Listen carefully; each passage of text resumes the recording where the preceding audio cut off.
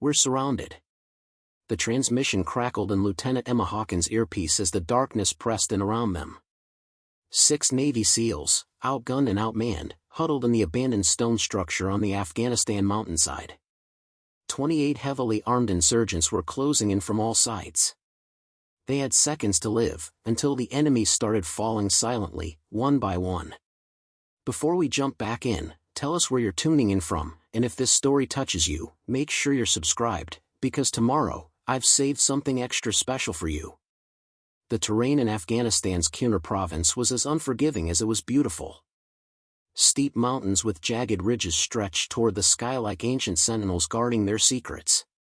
For Lieutenant Emma Hawkins, this particular mission had started like dozens before it, intelligence gathering in hostile territory, a routine operation for her elite team of Navy SEALs. At 34, Emma had served her country for over a decade, earning a reputation for tactical brilliance and unwavering composure under pressure. Standing just 5'6", with an athletic build that belied her extraordinary strength, Emma didn't match the typical image of a special operations warrior. Her dark brown hair, typically pulled back in a tight bun during missions, framed intense hazel eyes that missed nothing. Those eyes had seen more combat than most soldiers experience in a lifetime. The 6-person team had been inserted under cover of darkness 48 hours earlier, their mission to observe a suspected weapons cache in a small village nestled in the valley below. Emma's second-in-command, Senior Chief Petty Officer Marcus Rodriguez, had voiced concerns about their extraction plan during the initial briefing. The weather report shows a potential storm front moving in, he had noted, tracing the narrow mountain pass on their tactical map. If visibility drops, we could lose our extraction window. Emma had acknowledged the risk with a measured nod. We'll adapt if necessary. This intel is time-sensitive. Command believes this cache is being prepped for transport within 72 hours. Now, as the team made their way through the rugged mountain terrain, those words echoed in her mind. The storm had indeed arrived earlier than predicted, bringing with it not just limited visibility but also the cancellation of their scheduled extraction. The team needed to find temporary shelter and maintain communications silence until the weather cleared. There's an abandoned shepherd's hut about 2 clicks northeast, whispered Petty Officer Sarah Chen, the team's navigation specialist, studying her GPS device. Satellite imagery shows it's been unoccupied for months. Emma considered their options quickly. That's our best bet. Martinez, take point. Jackson, watch our 6. Everyone move quick and quiet. The team moved efficiently through the rocky terrain, their camouflage blending seamlessly with the dusty browns and grays of the mountainside. Petty Officer James Martinez led the way, his movements fluid despite the heavy gear he carried. Behind him, Hospital Corpsman Michael Torres scanned continuously for potential threats, while communications specialist Derek Jackson brought up the rear, periodically checking to ensure they weren't being followed. The abandoned structure appeared just as the wind began to intensify, bringing with it the first stinging drops of cold rain. Built of stone with a partially collapsed wooden roof, it offered minimal comfort but crucial protection from both the elements and potential surveillance. Secure the perimeter, Emma ordered as they approached. Chen, set up communications. See if you can establish contact with base despite this weather. Torres, check our supplies. We may be here longer than planned. The team worked with practiced efficiency, each member fulfilling their role without unnecessary conversation. Emma watched with quiet pride as they transformed the primitive shelter into a temporary operational base. These were the finest warriors she had ever served with, individuals who had endured the most brutal training the military could devise. Comms are still down, Chen reported after several attempts. The storm's interfering with satellite connectivity. I'll keep trying at 15-minute intervals. Emma nodded, moving to the small window that offered a view of the valley below. The gathering darkness combined with the driving rain significantly limited visibility, which provided both protection and vulnerability. They couldn't be easily spotted, but neither could they spot approaching threats. We'll set up a rotating watch schedule, she decided. 2-hour shifts, 2-person teams. Get some rest while you can. As the others arranged their gear and prepared for the long night ahead, Emma found a moment to reflect on the path that had led her here. Growing up in a small town in Oregon, she had always dreamed of something bigger, something that would challenge her limits and allow her to serve a purpose greater than herself. Her father, a former Marine, had initially discouraged her military aspirations. "The battlefield is no place for a woman," he had told her when she first mentioned her interest in naval special warfare. But Emma had never been one to accept arbitrary limitations. She had graduated at the top of her class, excelled in basic underwater demolition/SEAL training, and earned her place through determination and exceptional skill.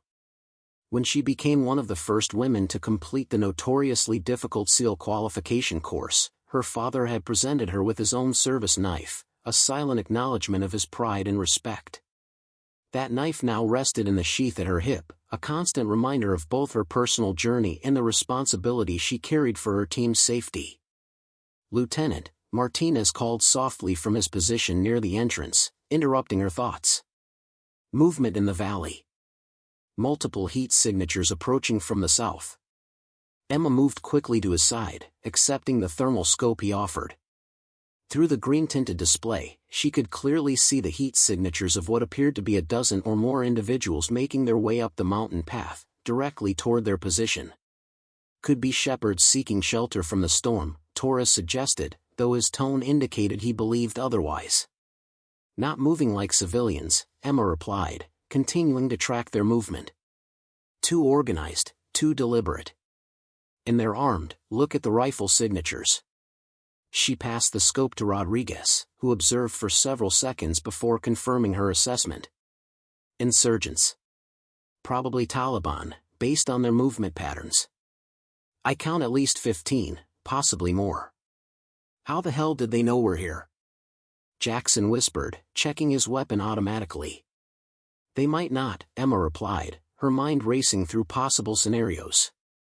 "They could be moving to a predetermined location, using the storm as cover just like we are. Or intelligence was compromised," Rodriguez added grimly. "Wouldn't be the first time." Emma quickly assessed their tactical position. The stone structure offered decent protection, but with only one entrance and limited ammunition, they couldn't withstand a prolonged assault from a numerically superior force. "Options?" she asked, looking to each team member in turn. "We could try to move to higher ground," Martinez suggested. "Use the storm as cover and circle back toward the secondary extraction point." "Too exposed during the transition," Chen countered. "They'd spot us on the ridgeline, even in this weather." "We could hold position," Torres offered. "The structure's defensible, and they might pass by without noticing us if we maintain noise and light discipline." Emma weighed each suggestion carefully. "We'll hold for now. If they change course or show signs of having identified our position, we'll reassess. Jackson, try to get through to command. We need to update them on our situation." Preparing and narrating this story took us a lot of time, so if you are enjoying it, subscribe to our channel, it means a lot to us. Now back to the story. As the minutes ticked by, tension mounted within the small stone shelter. The insurgents continued their ascent, their path taking them increasingly closer to the team's position.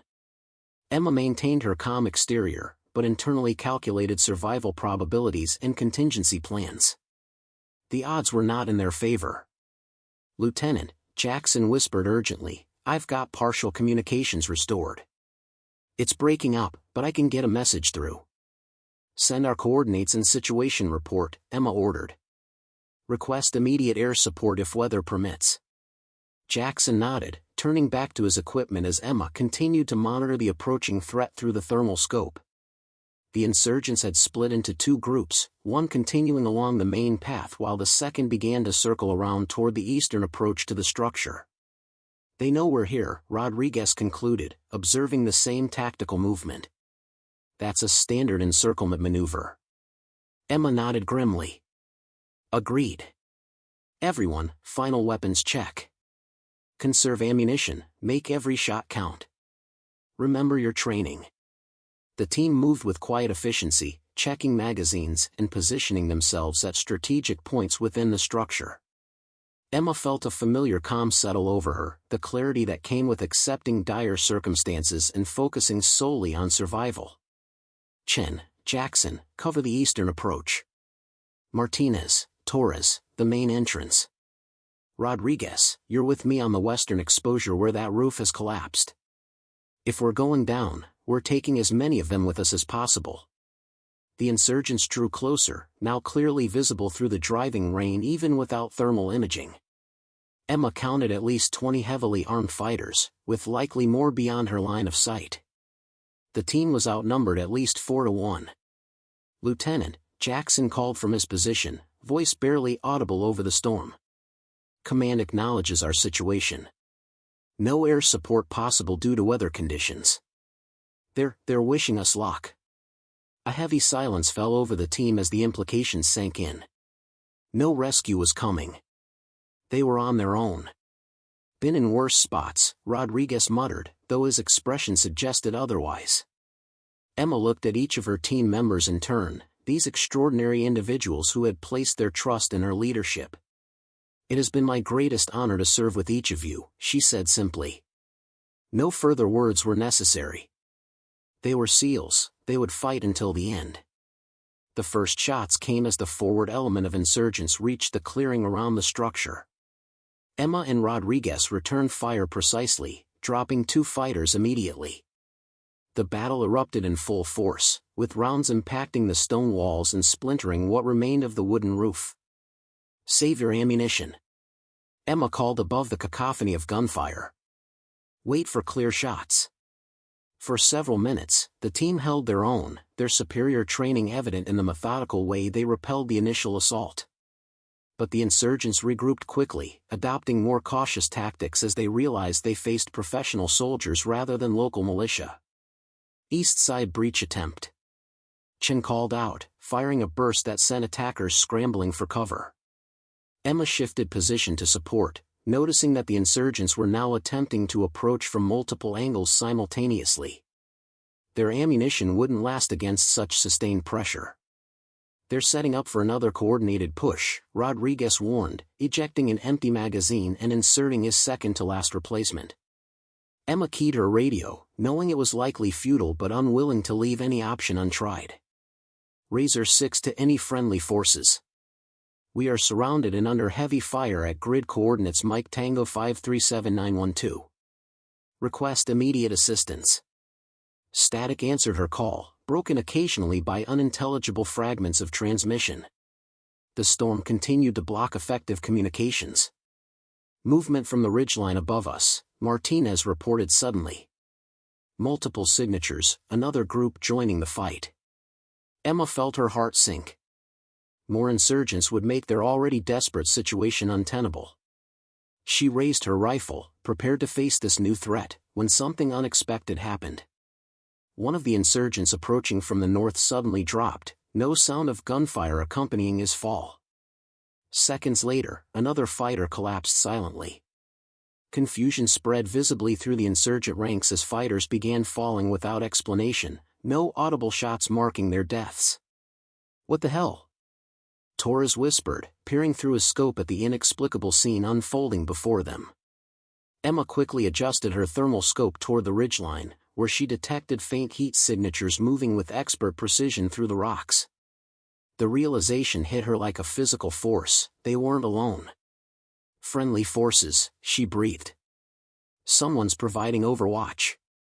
The insurgent attack faltered as more fighters fell silently, victims of perfectly placed shots from unseen snipers. Panic spread through their ranks as they tried unsuccessfully to identify the source of this deadly intervention. Take advantage, Emma ordered her team. Coordinated fire, eastern approach.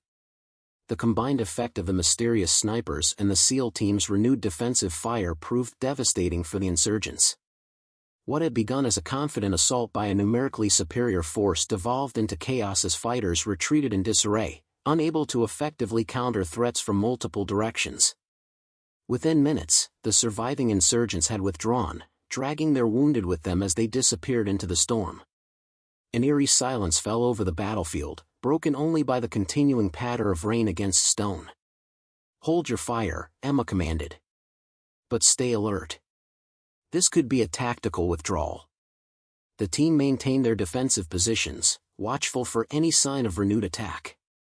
Instead, Emma's radio crackled to life with a clear transmission cutting through the static. Razor 6, this is Phantom Lead. Area secured. 28 tangos neutralized or retreated. You are clear to proceed to extraction point Delta at first light. Acknowledge. Emma exchanged stunned glances with Rodriguez before keying her radio. Phantom Lead, this is Razor 6. Acknowledged and, thank you for the assist. Request identification. A brief pause followed before the reply came through. That's classified, Lieutenant Hawkins. Let's just say we're ghosts, here when needed, gone before anyone knows we existed. The transmission ended, leaving Emma with more questions than answers. She moved to the entrance, carefully scanning the ridgeline where she had spotted the mysterious operators.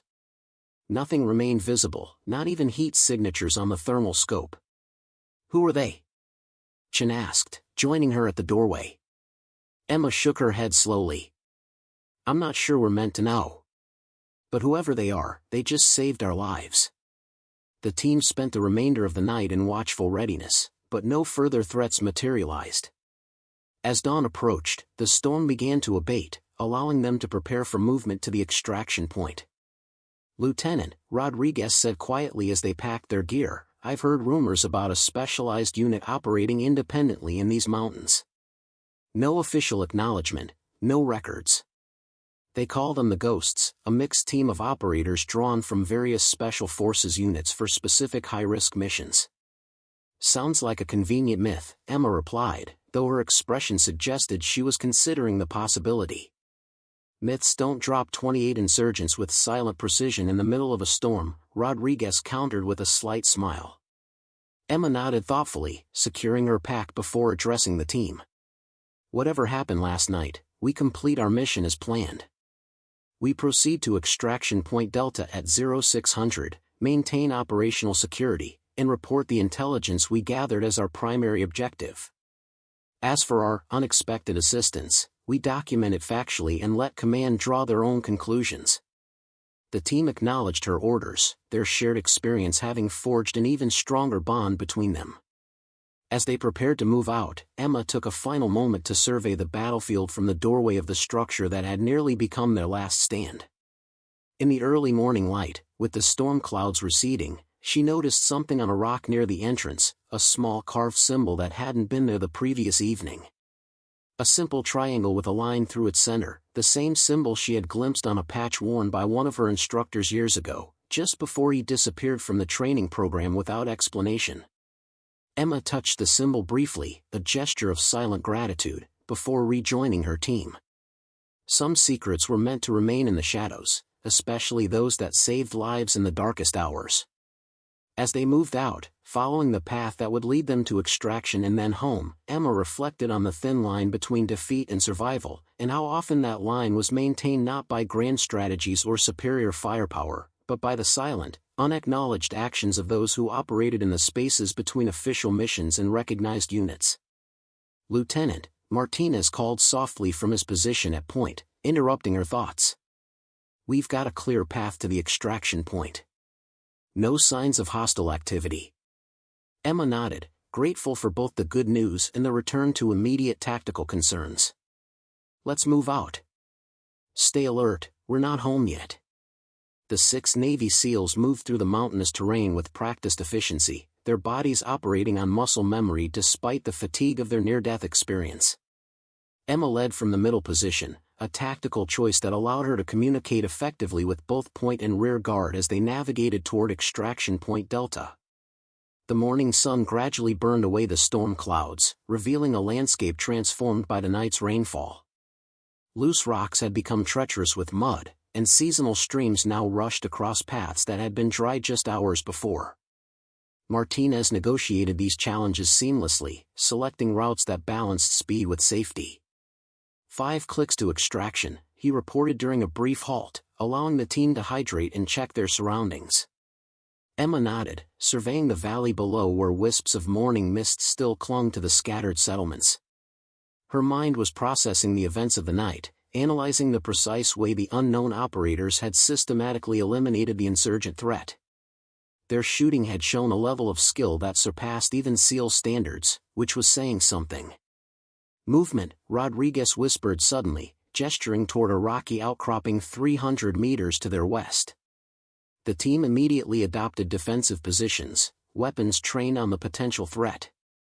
Through her scope, Emma identified 3 figures moving parallel to their route, local shepherds, based on their dress and the small flock accompanying them.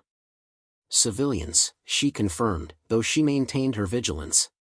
Insurgents often disguised themselves as locals, using innocent-appearing activities as cover for surveillance or ambush preparation. After monitoring the shepherds' progress for several minutes and confirming they posed no immediate threat, Emma signaled for the team to continue their movement. They had a narrow window to reach the extraction point before the helicopter would be forced to return to base. "Torres," she called softly to the medic walking behind her. "How's Jackson's leg holding up?" During the firefight, communications specialist Derek Jackson had suffered a graze wound to his thigh. Though he had insisted it was minor, Emma had noticed his increasingly pronounced limp as their journey progressed. "He's managing," Torres replied quietly. "But the wound's reopened twice. I've applied fresh dressings, but he needs proper medical attention soon." Emma nodded, respecting Jackson's determination to continue without complaint. It was the SEAL way: push through pain, complete the mission, never become a burden to the team. Still, she adjusted their pace slightly, finding a balance that would maintain necessary speed while reducing strain on his injury. As they crested a ridge that provided a clear view of the remaining route, Rodriguez moved to Emma's side. "Lieutenant, about last night," he began, keeping his voice low. "I've been running the probabilities in my head. The level of precision those shooters displayed, in those weather conditions, at those distances, it's beyond standard operational capabilities." Emma had been considering the same factors. "Your point?" "My point is, whoever they weren't just passing through. They were there specifically for us. Which means someone high up knew we were in trouble before we did." The implication hung in the air between them. Either their mission had been compromised at the highest levels, or they had been under surveillance by friendly forces without their knowledge. Neither possibility was particularly comforting. "Focus on extraction first," Emma replied after a moment. "We'll address the implications during debriefing." Rodriguez nodded, respecting her decision to compartmentalize. It was one of the reasons the team functioned so effectively under her leadership. Emma never lost sight of priorities, never allowed speculation to distract from immediate objectives. They continued their descent toward the valley where the extraction point awaited, each member alert for potential threats. The events of the previous night had heightened their already considerable vigilance. 2 clicks out, Martinez updated them as they passed a distinctive rock formation that served as a natural waypoint. Emma checked her watch. They were making good time despite Jackson's injury and the challenging terrain. Barring unexpected complications, they would reach the extraction point with 15 minutes to spare before the helicopter's scheduled arrival. Those 15 minutes could prove crucial. Standard protocol required securing the landing zone and conducting surveillance for potential hostile activity before signaling for approach. Emma had no intention of rushing this process, particularly given their recent encounter. "Chen, radio check," she ordered, wanting to ensure they could communicate with the incoming helicopter. "Signal strength improving, Lieutenant," Chen reported after testing the equipment. "Weather's clearing enough for clean transmission." "Good. Establish contact at 1 click out." Standard authentication protocols. As they approached the final stretch toward the extraction point, a relatively flat area among the otherwise rugged terrain, Emma signaled for heightened caution. This transition between confined mountain paths and more exposed ground represented a period of increased vulnerability. "Martinez, Rodriguez, advance and secure the LZ." "Chen, maintain overwatch from that elevated position," she ordered, pointing to a rocky outcropping that provided good visibility of the surrounding area. "Torres, stay with Jackson and me in support position." The team executed her commands with practiced precision, moving into their assigned roles without unnecessary communication. Emma observed with quiet pride as they secured the area methodically, checking sight lines and potential hiding spots with thorough professionalism. "LZ appears secure," Lieutenant Rodriguez reported after completing his sweep. "No signs of hostile presence." "Maintain vigilance," Emma responded, unwilling to lower their guard until they were safely aboard the extraction helicopter. Too many operations had gone sideways in the final moments, complacency eroding hard-won advantages. Chen established contact with their incoming transportation, exchanging authentication codes that confirmed both parties' identities. "Dust-off approaching, ETA 8 minutes, she reported. Emma directed the team to establish a perimeter around the landing zone, positioning them to provide maximum coverage against potential threats while maintaining clear access for quick boarding once the helicopter arrived. "Jackson, how's that leg?" she asked directly, now that immediate tactical concerns were addressed. "Operational, ma'am," he replied with a tight smile that didn't quite mask his discomfort. "I'll feel better once we're airborne." Emma nodded, respecting both his honesty and his determination. "Torres will help you board first when the bird arrives." No heroics. The minutes ticked by slowly as they maintained their positions, every sense alert for any change in their environment that might signal danger. The distant thrum of helicopter rotors gradually became audible, growing louder as the aircraft approached. "Visual confirmation," Chen called out, spotting the helicopter's approach through her binoculars. "Dust off on schedule, correct approach vector." Emma felt the familiar tension that accompanied this critical juncture in any operation. The helicopter would be at its most vulnerable during landing and boarding, a stationary target with reduced maneuverability and divided attention. "Maintain security until my signal," she reminded the team. Standard boarding protocol. The helicopter executed a textbook approach, the pilot demonstrating considerable skill as he maneuvered the aircraft into position despite swirling winds created by the valley's topography. As it touched down, blasting the surrounding area with rotor wash and kicking up clouds of dust, Emma gave the signal to execute their boarding plan. Torres helped Jackson move quickly toward the open door while Martinez and Rodriguez maintained defensive positions, scanning continuously for threats. Chen descended from her overwatch position, moving efficiently to join the others. Emma would board last, maintaining command accountability until all her team was safely aboard.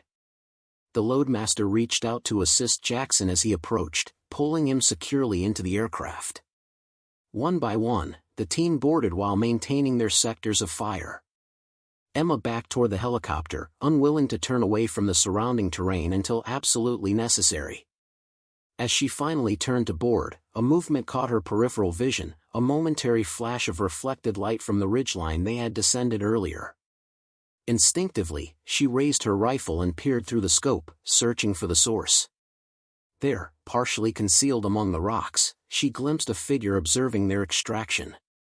The distance made identification impossible, but something about the observer's positioning spoke of professional training. Not a curious local or random insurgent, but someone who knew exactly how to remain largely invisible while maintaining sight lines. The loadmaster was calling for her to board, the pilot signaling readiness for immediate departure. With one last look toward the mysterious observer, Emma turned and leaped aboard the helicopter.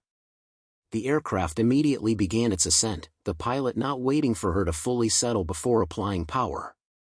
"Everyone accounted for," Emma confirmed, securing herself as the helicopter banked sharply and accelerated away from the mountainside. The medical officer on board immediately moved to examine Jackson's wound, while the rest of the team secured their equipment and settled in for the flight back to base. Emma found herself glancing back toward the extraction point as it receded into the distance, wondering if the observer was still watching their departure. "Lieutenant," the co-pilot called over the intercom. "Command requests immediate preliminary report on your situation. They're particularly interested in how you managed to neutralize the insurgent force." Emma exchanged glances with Rodriguez, whose raised eyebrow conveyed their shared thought. Whoever had helped them last night clearly wasn't advertising their involvement up the official chain of command. "Tell command we'll provide full details during debriefing," she replied carefully. The situation was complex. The flight to forward operating base Condor took just under an hour, during which time the team rested in watchful silence. Each member processed their close encounter with death in their own way. Chin methodically checked and rechecked her equipment. Martinez stared intently at the passing landscape. Rodriguez closed his eyes in what appeared to be meditation but was likely mental review of the operation. Emma used the time to organize her thoughts for the inevitable intensive debriefing that awaited them. She would need to be precise about what they had directly observed versus what they had inferred, particularly regarding their mysterious saviors. As the helicopter approached the FOB, Emma could see an unusual level of activity on the landing zone. In addition to the standard medical team that would assess Jackson's wound, several senior officers waited alongside what appeared to be intelligence personnel. "Looks like we're getting the red carpet treatment," Rodriguez commented dryly, having noticed the same reception committee. "Follow my lead," Emma instructed her team quietly. "Factual responses only. No speculation." The helicopter touched down, and the team disembarked in an orderly fashion, Jackson assisted by Torres and the waiting medical personnel. Emma found herself face to face with Colonel William Reynolds, the base commander, a man not typically present for routine extraction arrivals. "Lieutenant Hawkins," he greeted her with unusual formality. "Your team will proceed directly to medical evaluation, after which you'll report to Secure Briefing Room Alpha for immediate debriefing." "Yes, sir," Emma acknowledged, noting the deviation from standard protocol. Typically, returning teams were allowed to clean up, eat, and rest briefly before debriefing commenced. This expedited process suggested unusual interest in their experience. After a cursory medical examination that cleared everyone except Jackson for immediate duty, the team was escorted to the designated briefing room. The space, designed for handling the most sensitive intelligence, featured comprehensive electronic countermeasures and restricted access protocols. Inside, they found not just the expected intelligence officers but also two individuals Emma didn't recognize, a stern-faced civilian wearing a nondescript suit and a military officer whose uniform lacked any identifying insignia beyond the rank of major. Colonel Reynolds conducted minimal introductions. "Lieutenant Hawkins and team, this is Mr. Clark from the State Department and Major Wilson. They have several questions about your recent operation." Emma noted the deliberate vagueness and the unlikely presence of a State Department representative at a forward operating base. Clark was almost certainly not from State, and Wilson's blank uniform suggested an affiliation with units that operated outside normal command structures. The debriefing began conventionally enough, with Emma providing a detailed chronology of the mission up until the point where communications had been compromised by the storm. The questions became noticeably more pointed when she described the insurgent attack and the team's defensive position. "And you estimate the insurgent force numbered approximately 28 combatants?" Mr. Clark asked, his tone neutral but his attention intense. "Confirmed 28 through thermal imaging and visual identification," Emma replied precisely. "Yet your after-action report indicates all 6 members of your team returned without significant casualties," Major Wilson observed. "That's a remarkable outcome given the tactical situation you've described." Emma maintained eye contact, recognizing the implicit question. "Yes, sir. It is remarkable." A moment of silence followed as the interrogators waited for her to elaborate. When she didn't, Colonel Reynolds cleared his throat. "Lieutenant, please explain how your team neutralized or repelled a force that outnumbered you more than 4-1. Emma glanced briefly at her team members, whose faces revealed nothing. "Sir, at approximately 0143 hours, as the insurgent force was preparing for what appeared to be a final coordinated assault on our position, several of their number began to fall without apparent cause. Investigation through thermal imaging revealed heat signatures on the ridgeline above our position. These unidentified operators engaged the insurgent force with extreme precision, despite adverse weather conditions." "Unidentified operators," Mr. Clark repeated, exchanging a look with Major Wilson. "Did you establish communication with these operators?" "They contacted us via tactical radio after the engagement concluded," Emma confirmed. "They identified themselves only as Phantom Lead and indicated that the area was secured. They advised us to proceed to Extraction Point Delta at first light." And did these operators provide any additional information about their identity or authorization to be operating in that sector? Major Wilson pressed. Negative, sir. When asked for identification, they responded that such information was classified. The questioning continued for nearly 2 hours, with Clark and Wilson probing for increasingly specific details about the mysterious operators, their equipment, their tactics, their communications protocols. Emma and her team maintained a consistent approach, providing factual observations without embellishment or speculation. Finally, Colonel Reynolds called for a break, directing the team to wait outside while he conferred with Clark and Wilson. As they filed out, Emma caught a glimpse of the classified document the civilian was reviewing, a file stamped with a code designation she had never encountered before, UMBRA Phantom. In the corridor, the team gathered close, speaking in hushed tones despite the privacy. They know exactly who was up on that ridgeline, Rodriguez stated with certainty. This isn't an investigation, it's confirmation. And a test, Chen added. They're assessing how we report unexpected developments. Emma nodded slightly, having reached the same conclusion. Whatever we encountered out there operates under classification levels beyond our clearance.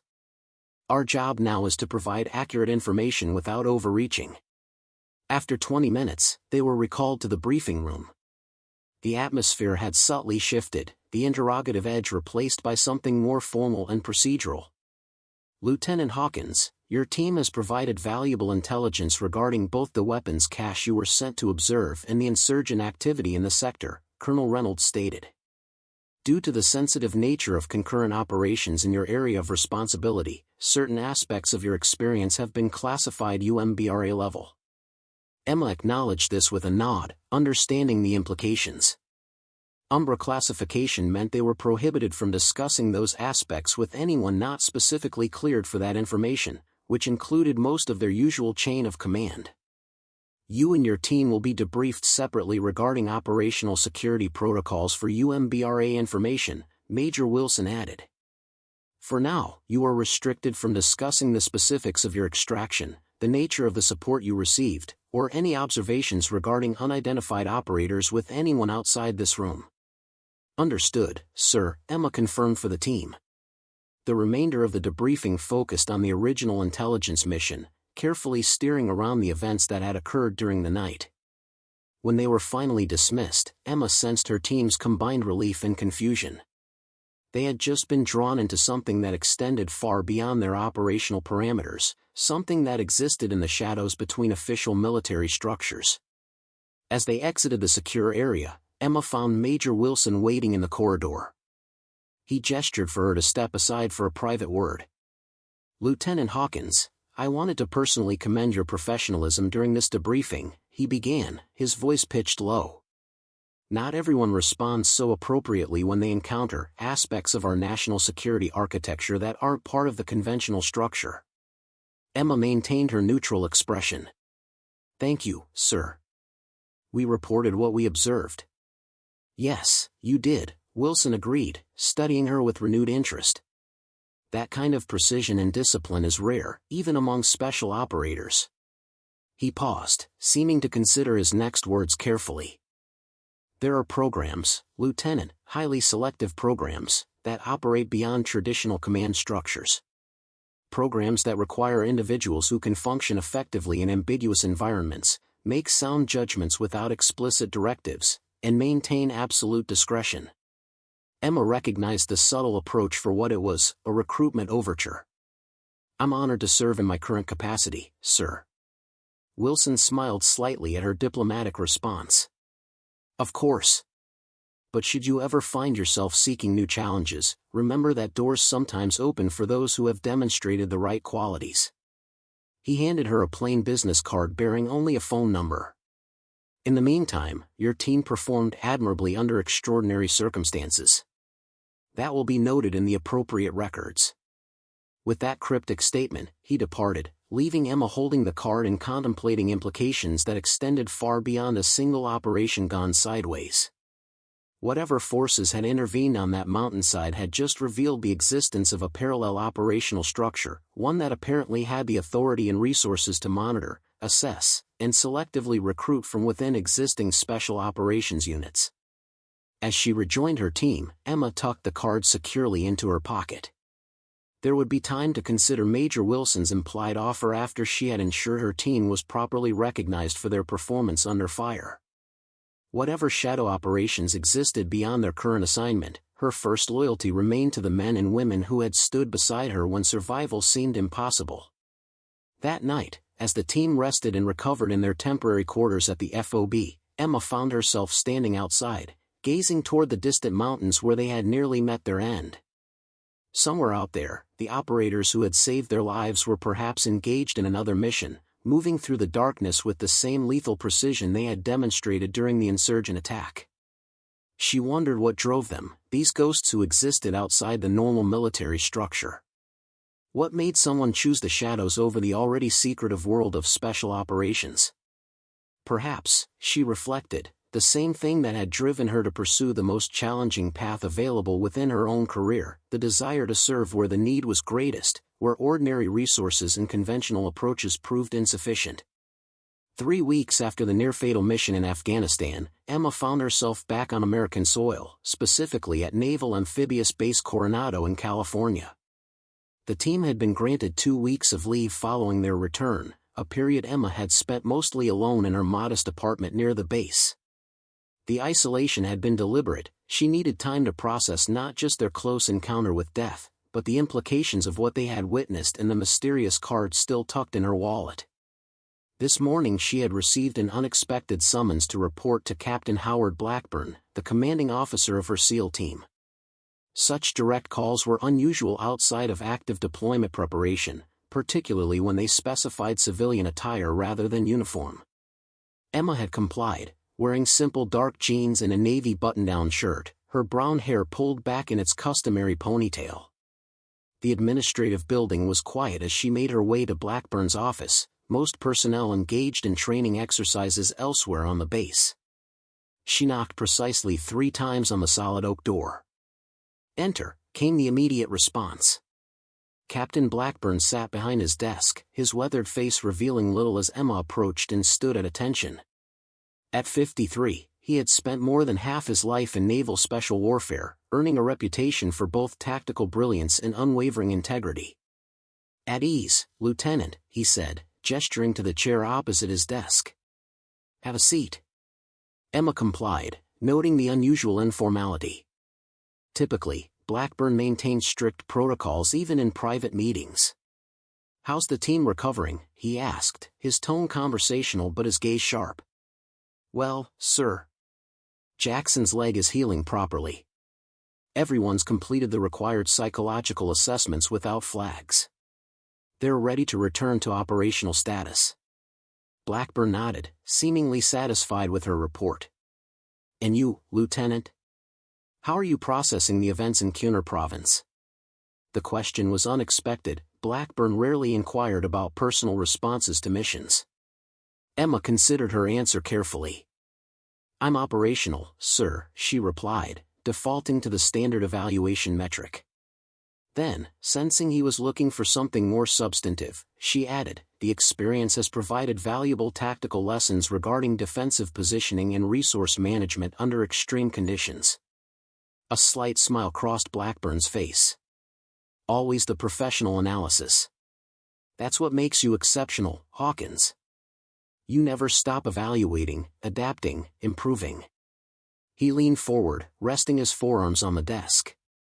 "But I'm more interested in your thoughts about the intervention your team experienced." Emma maintained her neutral expression despite the unexpected direction.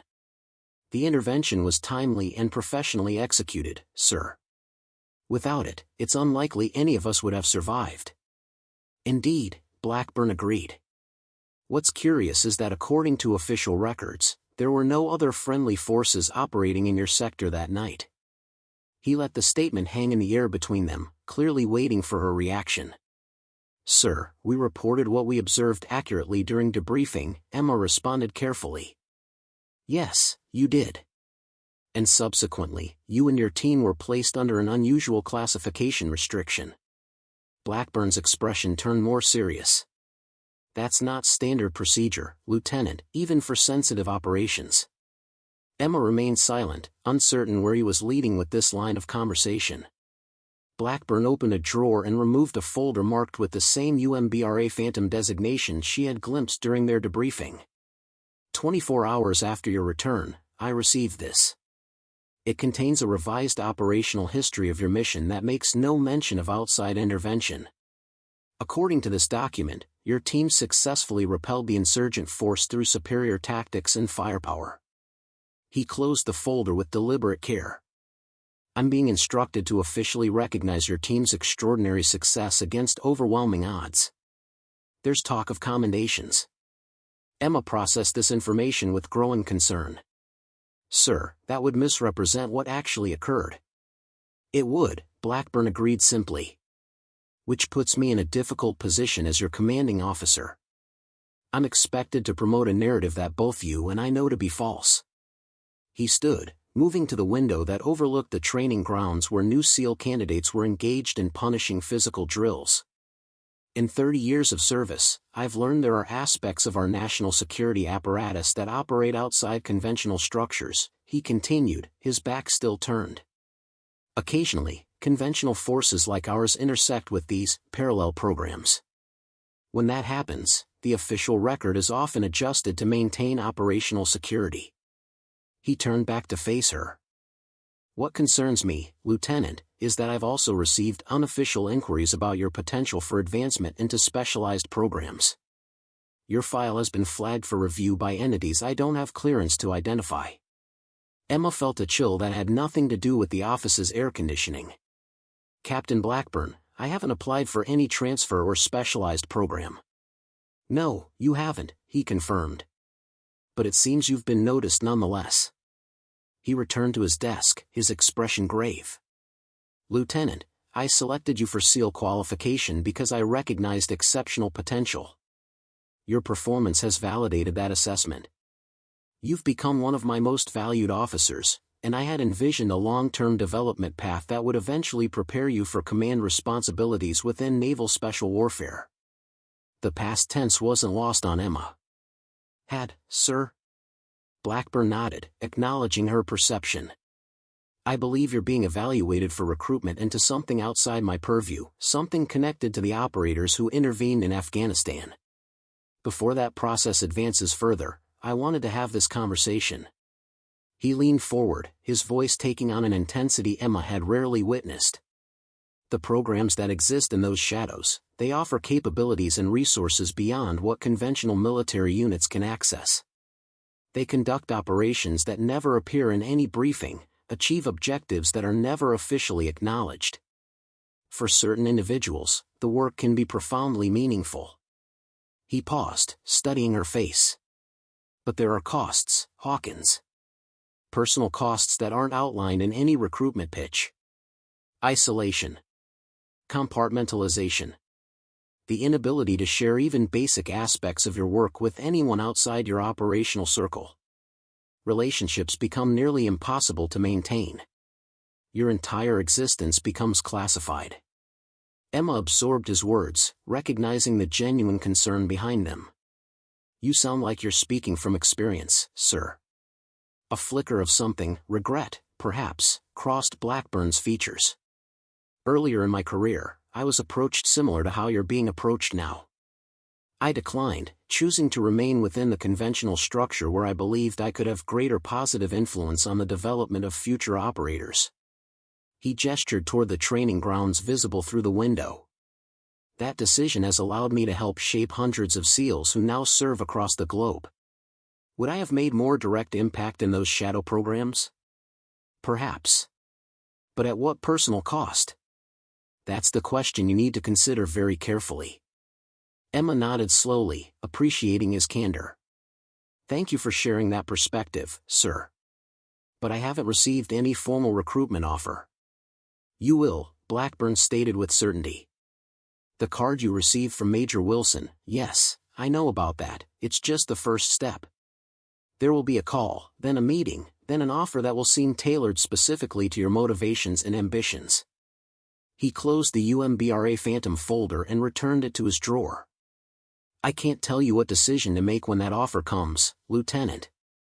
I can only ensure you understand that accepting means leaving behind not just this team, but the entire visible structure you've worked so hard to become part of. Emma considered his words carefully before responding. If I were approached, sir, what factors should influence my decision? Blackburn seemed to appreciate the hypothetical framing. Consider your core purpose, Hawkins. Why did you join the Navy? Why did you pursue selection for the most demanding qualification in the military? What drives you at the most fundamental level? It was a profound question, one Emma had revisited throughout her career. I wanted to serve where the challenges were greatest, sir. To use whatever abilities I have where they could make the most difference. Blackburn nodded, unsurprised by her answer. Then that's your compass. Whichever path allows you to fulfill that purpose most effectively, that's your answer. He stood, signaling the end of their unusual conversation. Whatever you decide, you have my support. But make the decision with full awareness of what you're gaining and what you're leaving behind. Emma rose, still processing the implications of their discussion. Thank you for your candor, sir. One last thing, Lieutenant, Blackburn added as she turned to leave. If you do receive that call, remember that you're entering a negotiation, not simply accepting or declining an offer.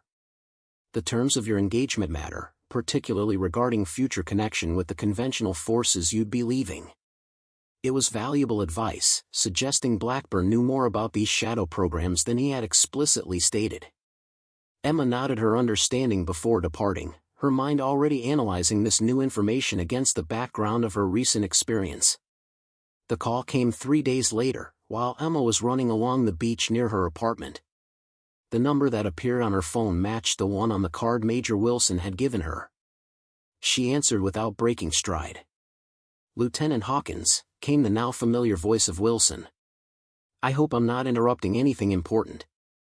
Just a morning run, sir, she replied, maintaining her pace along the firm wet sand at the ocean's edge. Excellent. Physical conditioning is a priority for you, I see. That's commendable. The observation suggested he had access to her fitness records, an uncomfortable reminder of the scrutiny she was under. I'm calling to invite you to a briefing regarding certain specialized operational opportunities. Tomorrow, 0900, at a facility in Northern Virginia. A car will collect you at 0500 from your residence. The timeline implied private air transportation, commercial flights couldn't get her from San Diego to Virginia that quickly. May I ask the nature of this briefing, sir? Emma inquired, following Blackburn's implicit advice to treat this as a negotiation rather than a directive. It relates to capabilities you witnessed in Afghanistan, Wilson replied without hesitation. I believe you'll find it illuminating. Pack for 3 days, casual professional attire. You won't need uniforms. Emma slowed her pace, considering her response. Will this briefing affect my current assignment, sir? That depends entirely on the decisions you make afterward, Lieutenant. Wilson's tone remained neutral, offering neither encouragement nor pressure. The briefing itself is informational and carries no obligation. It was the answer she had expected.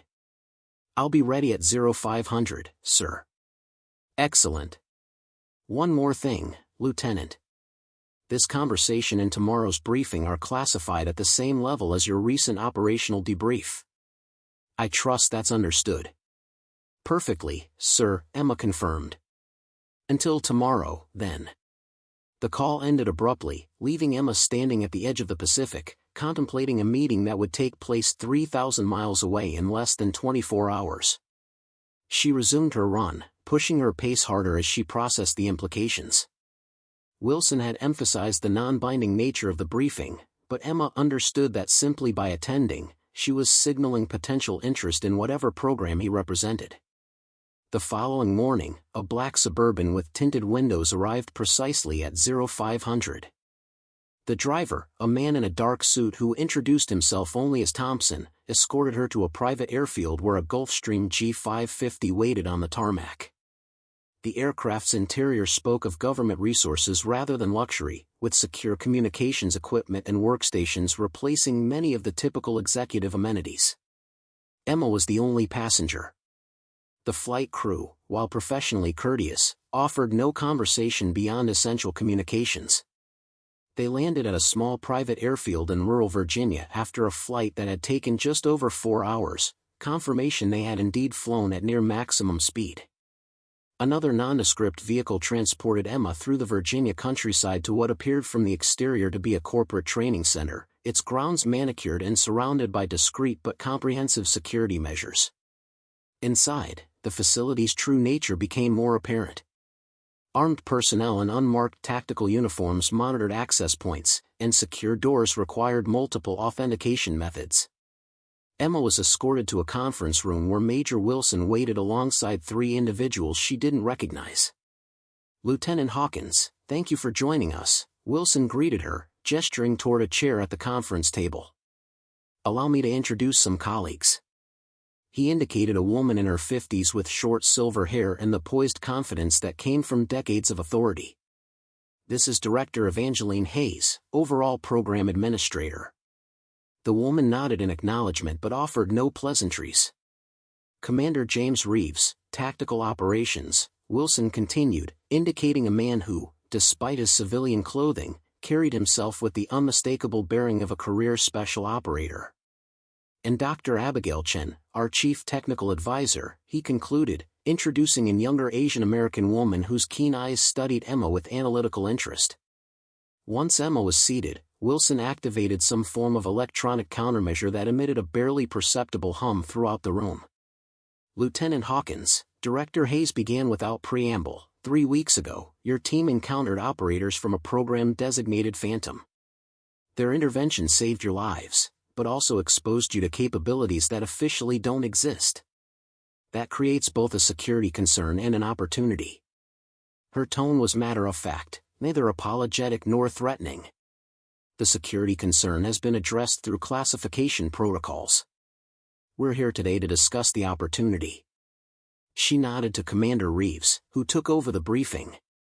Phantom was established in 2013 as a response to emerging threats that couldn't be effectively addressed through conventional military or intelligence channels.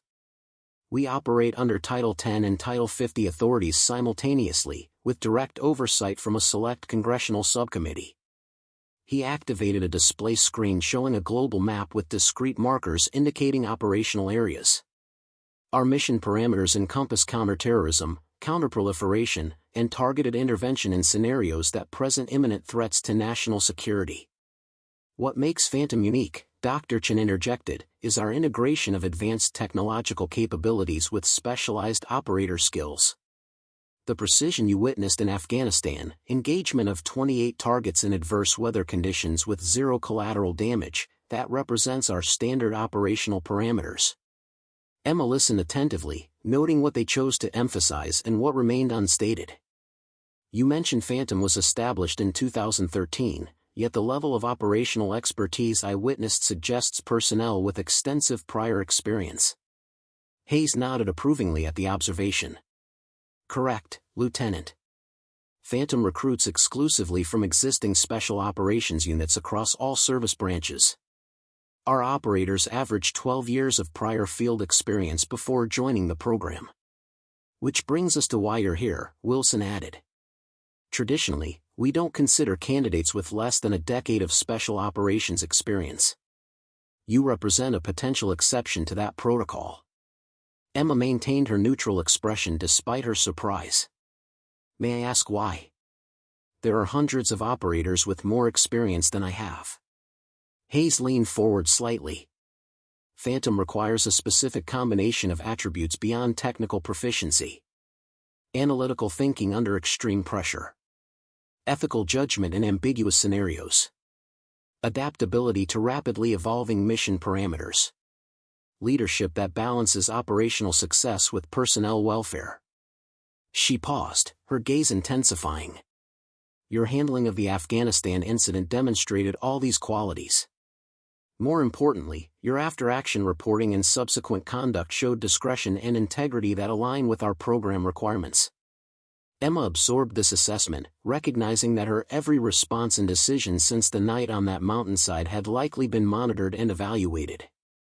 The briefing today, Reeves continued, is to provide you sufficient information to make an informed decision about potential recruitment.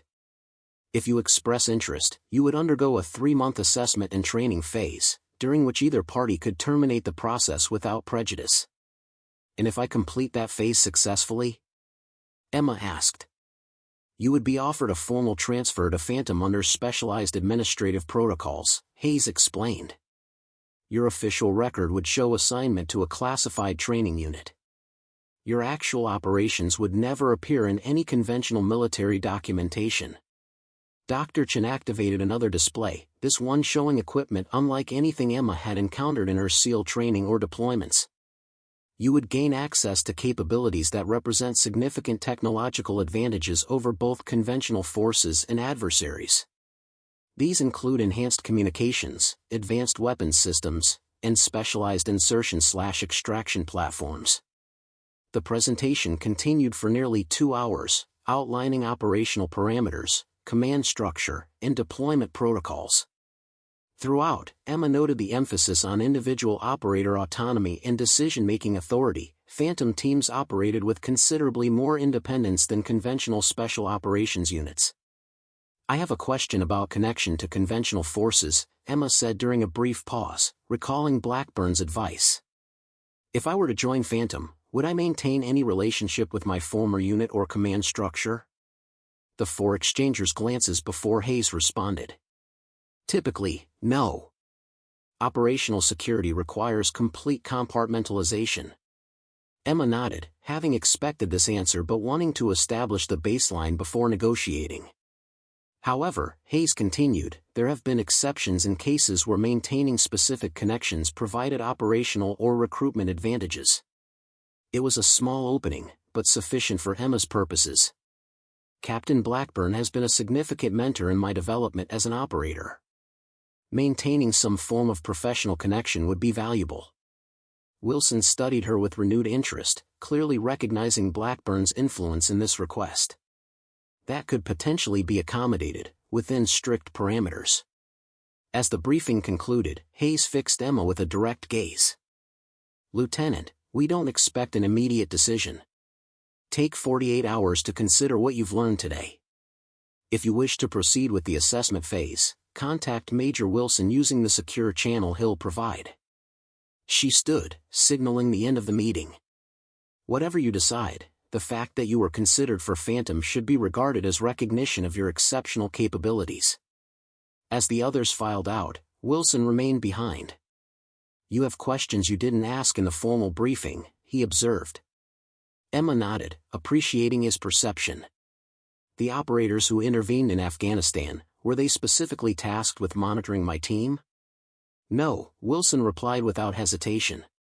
They were conducting a separate operation in the same region and identified your situation through routine surveillance. The decision to intervene was made by the team leader based on standard Phantom protocols for encountering conventional forces in extremis. And my team's specific mission parameters? Were those compromised? Wilson shook his head. Your operational security was intact.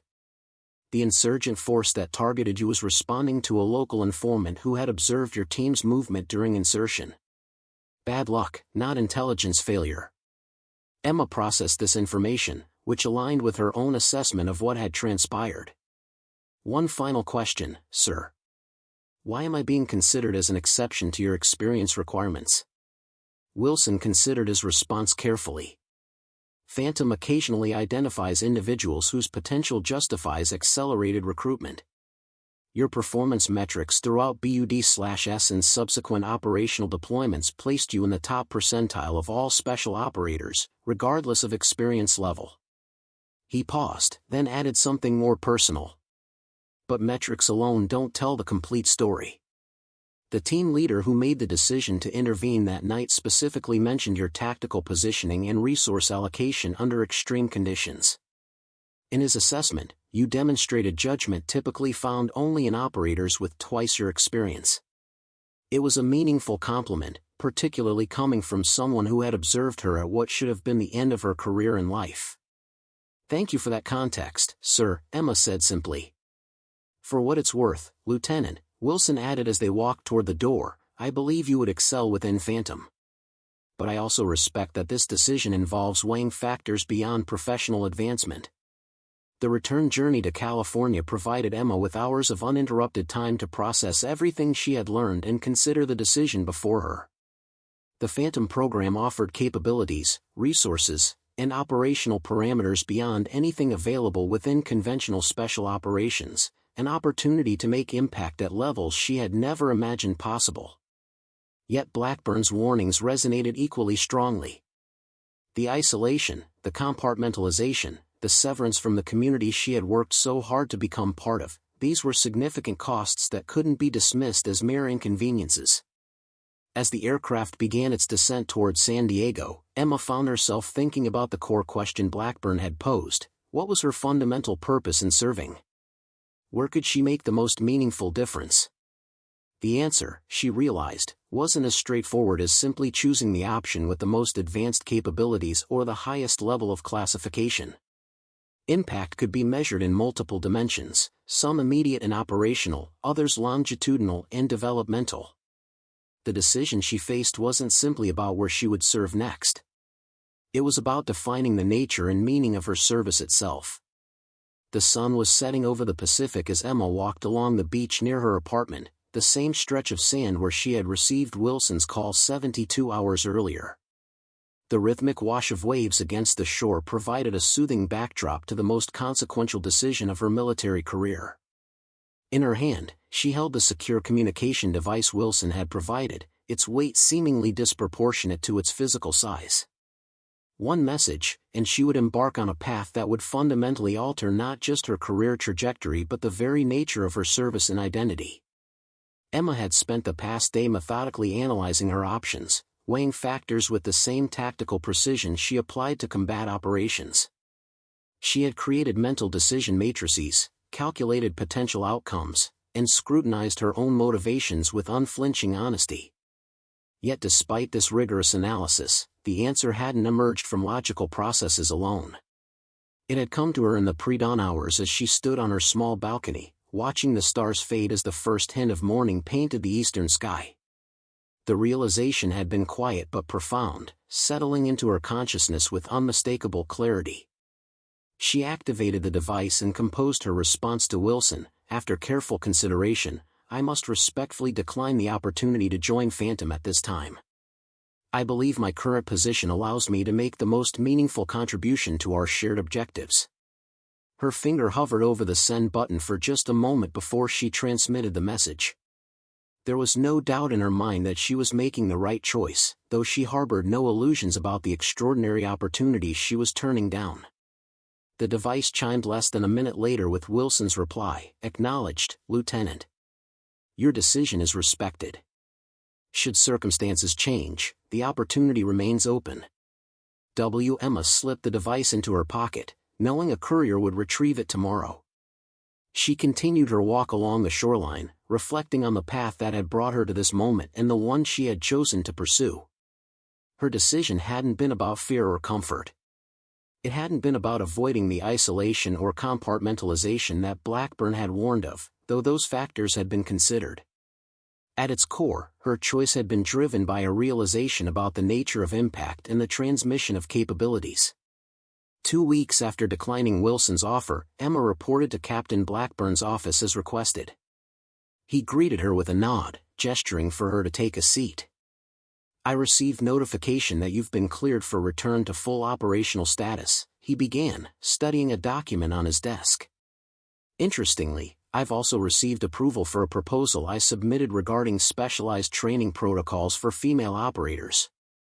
You're being assigned as lead instructor."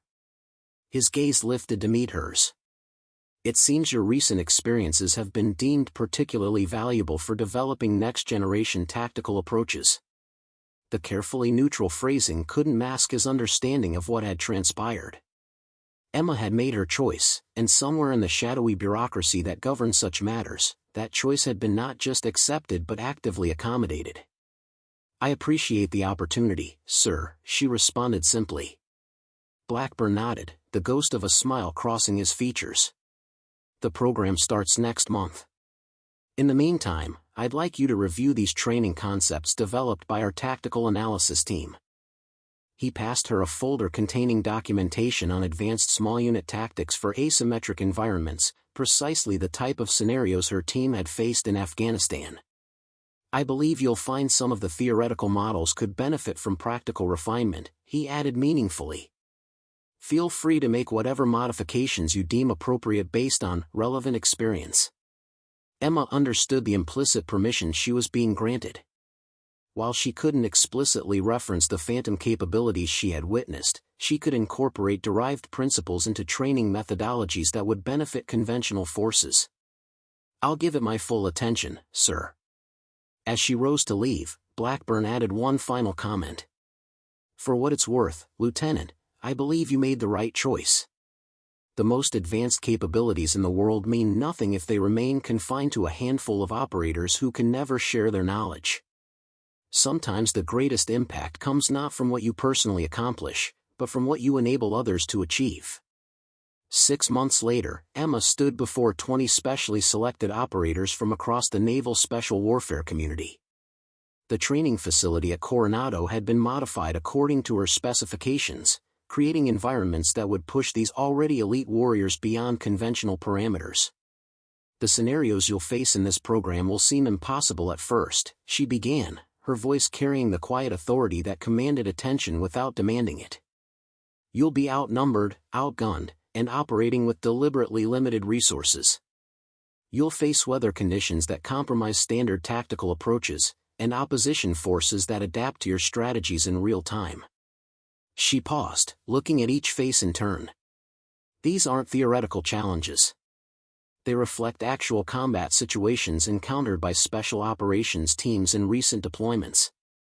Among the trainees, she recognized potential that reminded her of her own journey, men and women who possessed not just physical capabilities but the critical thinking skills and ethical judgment needed for the most demanding operations.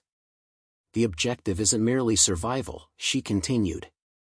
It's developing the ability to achieve mission success regardless of circumstance. To do that, you'll need to move beyond conventional tactical paradigms and embrace approaches that might initially seem counterintuitive. Over the weeks that followed, Emma guided these operators through progressively more challenging scenarios. She couldn't provide them with the advanced technology Phantom possessed, but she could impart the principles and methodologies that allowed for superior outcomes even with standard equipment. The results exceeded even her expectations. Teams that had initially struggled to survive simulated ambushes were now systematically neutralizing opposition forces 3 times their size. Operators who had relied primarily on physical prowess were developing analytical approaches that multiplied their effectiveness. Leadership capabilities emerged from individuals who had previously functioned primarily as tactical executors. During one particularly grueling night exercise, Emma observed from an elevated position as a team led by a promising young lieutenant successfully extracted a high-value asset from a heavily defended compound. Their approach incorporated several principles she had derived from observing Phantom's intervention in Afghanistan: minimal signature movement, synchronized actions without verbal communication, and precision application of force that neutralized threats without collateral impacts. As the team completed their mission within the designated parameters, Emma felt a profound sense of validation. These operators would return to units across the special operations community, carrying with them capabilities that would be further disseminated through their leadership and example. The impact would extend far beyond what she could have achieved as a single operator, even one with Phantom's extraordinary resources. The following week, Emma was reviewing performance data in her office when a knock at the door interrupted her concentration. She looked up to find Rodriguez, her former second-in-command, standing in the doorway. "Permission to enter, Lieutenant?" he asked with a slight smile. "Granted, Senior Chief," she replied, rising to greet him. "I didn't know you were at Coronado." "Just arrived yesterday," he explained. "I've been assigned to the Advanced Tactical Development Team.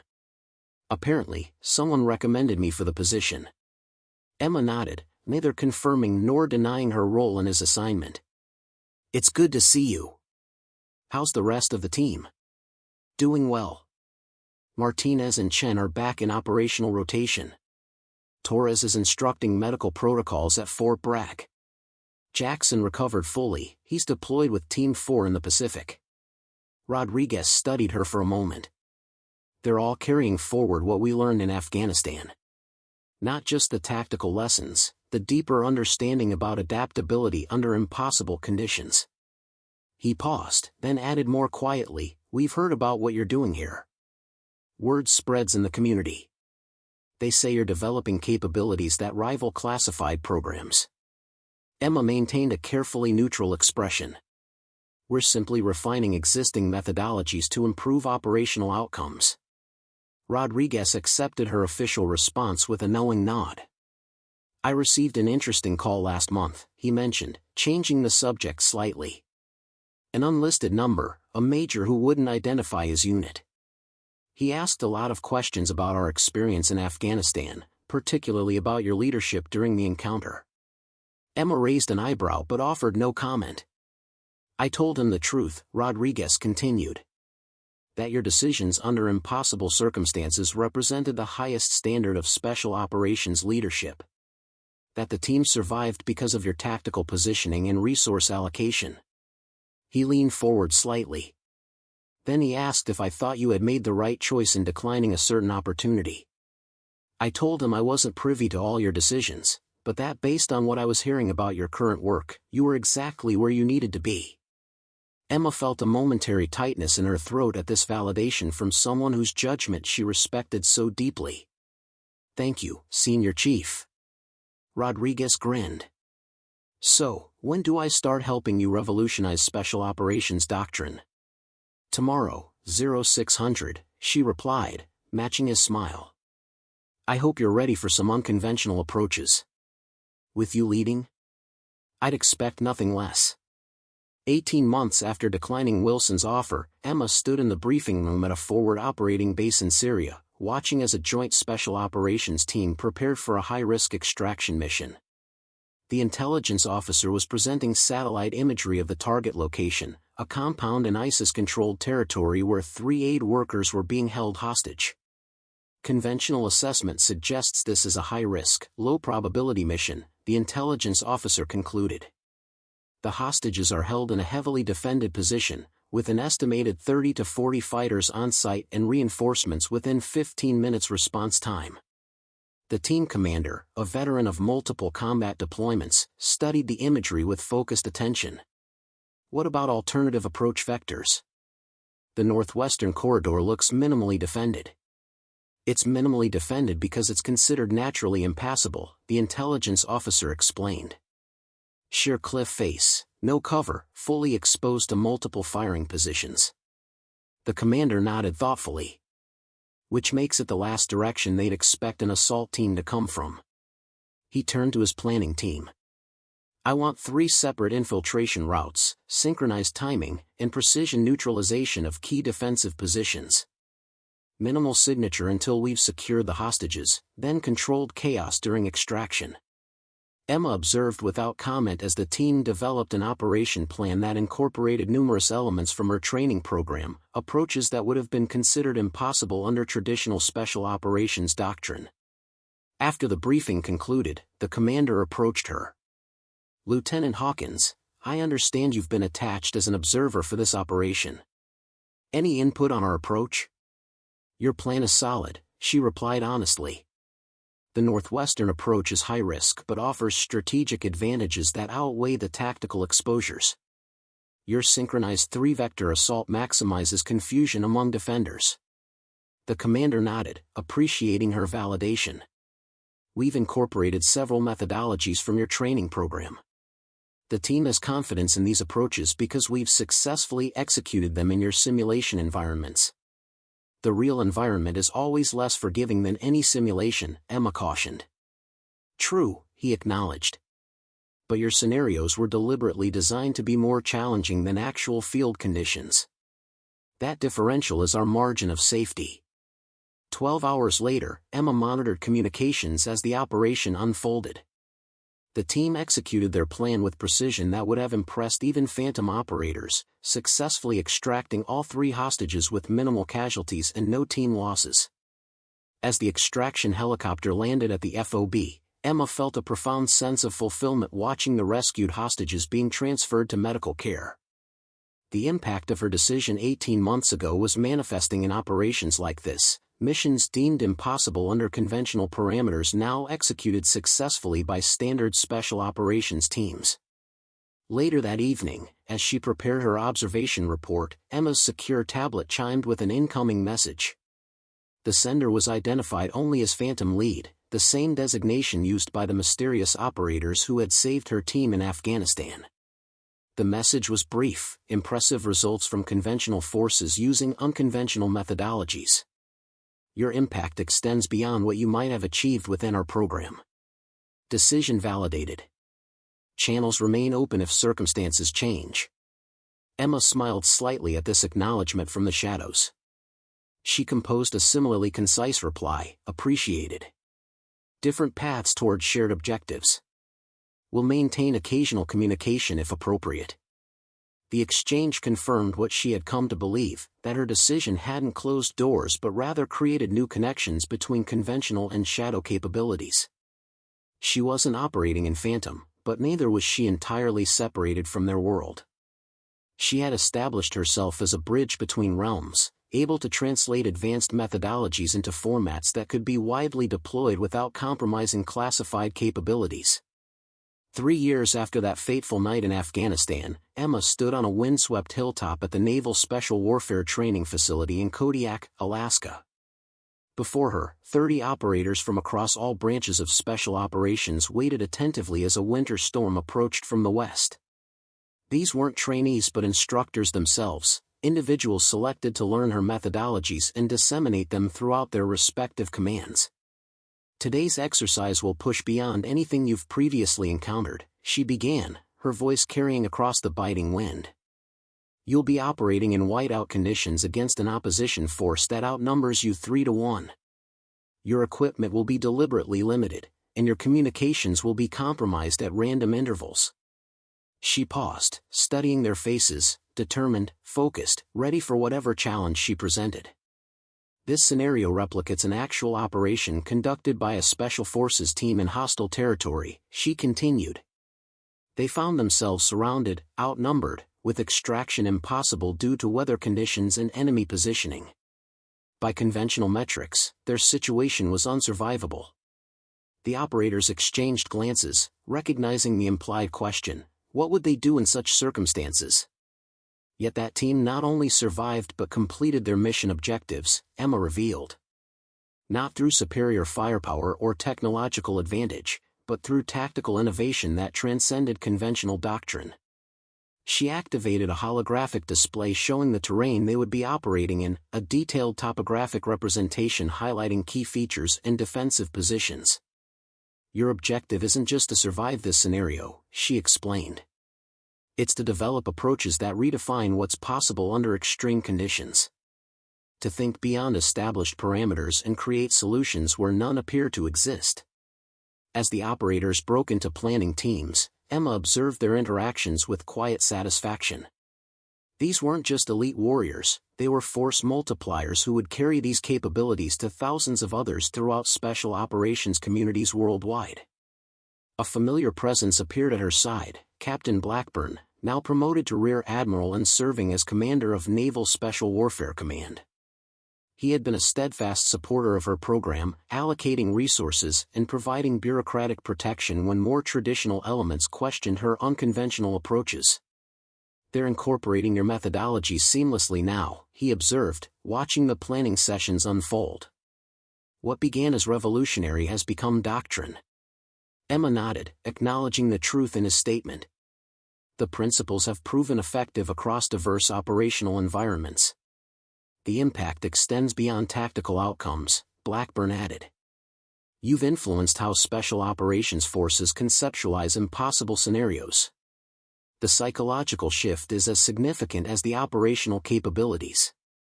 He turned to face her directly. The shadow programs have taken notice. They've begun incorporating elements of your training methodologies into their own protocols, an unprecedented cross-pollination between classified and conventional capabilities.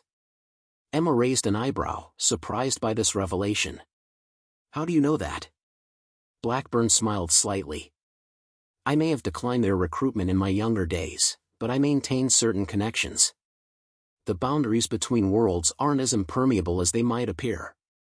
As they watched the operators finalize their plans and prepare to move out into the approaching storm, Blackburn added one final observation. You know, Lieutenant, when you declined Phantom's offer, I supported your decision because I believed you could make greater impact within conventional structures. What I didn't anticipate was that you would effectively create a bridge between worlds, developing capabilities that elevate standard forces while establishing connections that allow classified innovations to indirectly influence broader doctrine. Emma considered his words thoughtfully. Different paths toward shared objectives, she murmured, echoing her response to Phantom's message years earlier. Precisely, Blackburn agreed. In the end, it's not about which structure you serve within, but how effectively you advance the capabilities that protect our nation and its allies. As the operators moved out into the worsening conditions, Emma reflected on the journey that had brought her here. The night in Afghanistan when her team had faced certain death, only to be saved by operators whose existence was officially denied. The choice to decline recruitment into their shadowy world. The years spent developing training that bridged the gap between conventional capabilities and classified methodologies. What had begun as a personal decision about her own service path had evolved into something far more significant, a systematic elevation of special operations capabilities that would save countless lives in impossible scenarios around the world. She watched as the teams disappeared into the swirling snow, moving with confidence and purpose into conditions that would have once been deemed unsurvivable. They carried with them not just tactical methodologies but a fundamental belief that impossible situations could be overcome through innovation, precision, and unwavering determination. In that moment, Emma understood that true impact wasn't measured by personal accomplishments or classified operations, but by how many others were empowered to achieve what once seemed impossible. Her decision 3 years ago hadn't been a rejection of Phantom's extraordinary capabilities, but rather a commitment to ensuring those capabilities could benefit the broader special operations community without compromising operational security. Different paths, shared objectives. A bridge between worlds. As she turned to follow the teams into the storm, Emma felt a profound sense of purpose and fulfillment.